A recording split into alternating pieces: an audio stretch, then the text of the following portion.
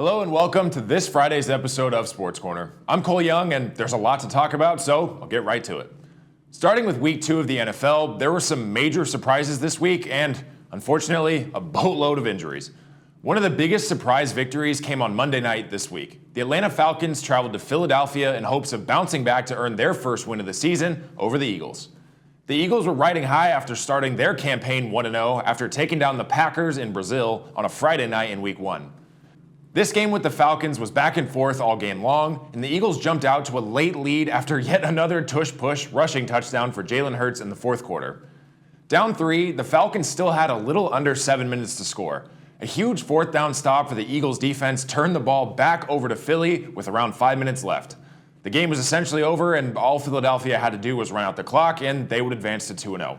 The Eagles drove the ball with ease, eating up 4 minutes off the clock and driving into the red zone. However, on 3rd and 3, Jalen Hurts threw a short ball to Saquon Barkley in the flat, who had some room to run for a first down, if not more. Unfortunately, Barkley bobbled and dropped the pass. Not only did this bring up 4th down, but it stopped the clock in a crucial moment. Eagles kicker Jake Elliott drove home a field goal, bringing the Eagles ahead 21-15. But there was still a minute and a half left in the game, and the Falcons had all 3 timeouts. New Falcons quarterback Kirk Cousins led a flawless last-minute drive for Atlanta and ended it by connecting with receiver Drake London for a 7-yard touchdown with just 34 seconds left to give the Falcons a 22-21 victory over the Eagles. Cousins was 5 of 6 for 70 yards on the final drive. It was an incredible comeback win and a great way to finish off week 2. Before that, though, probably the biggest shock of this season so far has been the New Orleans Saints. The Saints opened their season with a 47-10 beatdown over the Carolina Panthers in week 1. But many people, myself included, still doubted the team because the Panthers are, well, the Panthers.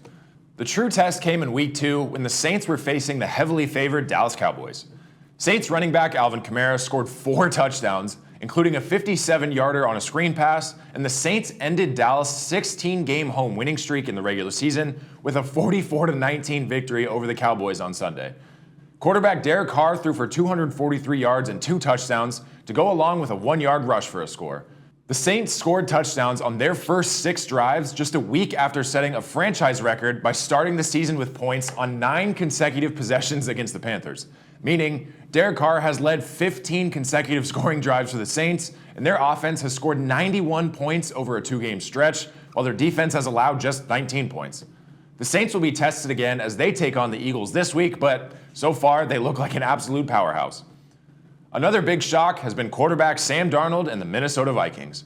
Darnold has the Vikings off to an electric 2-0 start after he threw for 268 yards and 2 touchdowns against the San Francisco 49ers, including a 97-yard touchdown to receiver Justin Jefferson.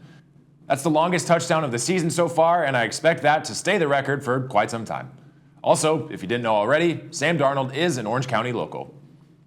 I mentioned it earlier, and it seems like we have this conversation every year, but the injury bug is running rampant throughout the league yet again. Instead of going into detail about every single one, I'm going to rattle off some of the biggest names around the league that are on IR or out at least a few games with some major and some minor injuries, but all having a pretty big impact on the league. Just a few injured players are Christian McCaffrey, Deebo Samuel, A.J. Brown, Tua Tagovailoa, Jordan Love, Isaiah Pacheco, Joe Mixon, Rachaad White, Tajay Spears, Justin Jefferson, Amon-Ra St. Brown, Cooper Kupp, Puka Nacua, Evan Ingram, Kenneth Walker, T. Higgins, Keenan Allen, and so on and so on. Hopefully all of these players will make speedy recoveries and will be back on the field soon. Last week, when I made my NFL picks for the week, I admittedly took the Cowboys over the Saints. I learned my lesson and I won't doubt the Saints anymore. I only was right about 2 of my picks total since the Chargers handled the Panthers and the Commanders kicked 7 field goals to beat the Giants. Obviously, the Cowboys lost and the 49ers were outplayed by the Vikings. So I started the season 2-2. Not too great. Let's see if I can get 3 or even 4 this week. For week 3, I'm going with the Raiders over the last place Panthers, the Seahawks to make it 3 in a row over the Dolphins, Cincinnati to get their first win of the year over the Commanders, and the Bills to dominate the Jaguars on Monday. Speaking of Monday, both the Bengals, Commanders, and Bills-Jags game will be played on Monday this week. Week 3 of the college football season can be summed up in one word: points.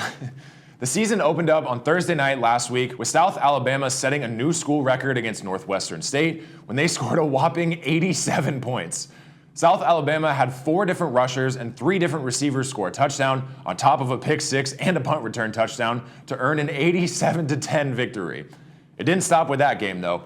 Texas won 56-7 over UTSA, Ole Miss dropped 40, Tennessee beat Kent State 71-0, Miami beat Ball State 62-0, Notre Dame beat Purdue 66-7, Georgia Tech put up 59, and more.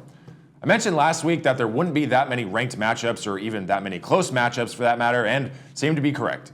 Surprisingly, the best matchup was Georgia's incredibly narrow victory over Kentucky. Georgia's Branson Robinson rushed for a 3-yard go-ahead touchdown early in the fourth quarter, and Georgia overcame a lethargic performance to rally past and then hold off Kentucky by a score of just 13-12. Looking ahead to this weekend, we're back with some high-powered matchups. Kicking off the weekend at 5 p.m. tonight, number 22 Nebraska will host number 24 Illinois.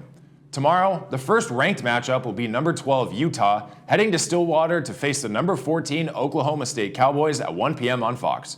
Quick fun fact, because of transfer rules and medical red shirts and different eligibility rules, the ages of the 2 quarterbacks squaring off in this game are 24 and 25 for a combined age of 49.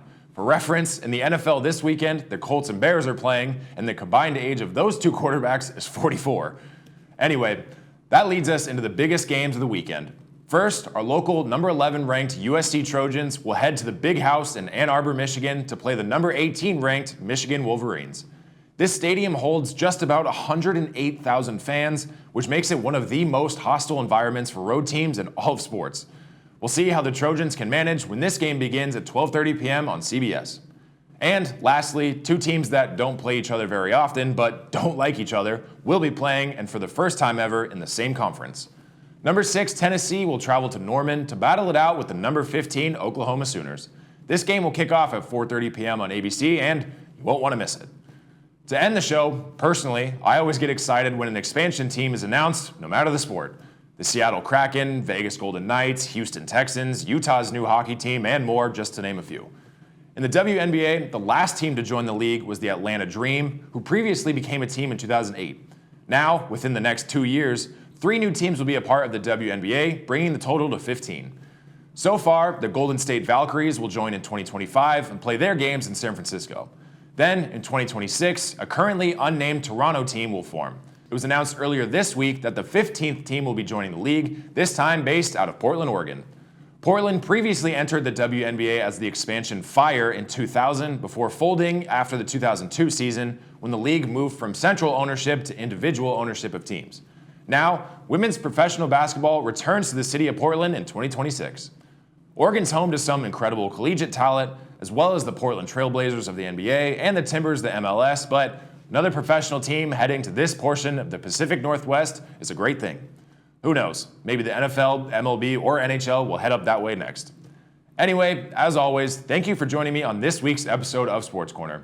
Enjoy another week of football, plus so much more across the sports world. Come right back next week for more news, updates, and highlights. I'm Cole Young, have a great weekend, and I'll see you next time.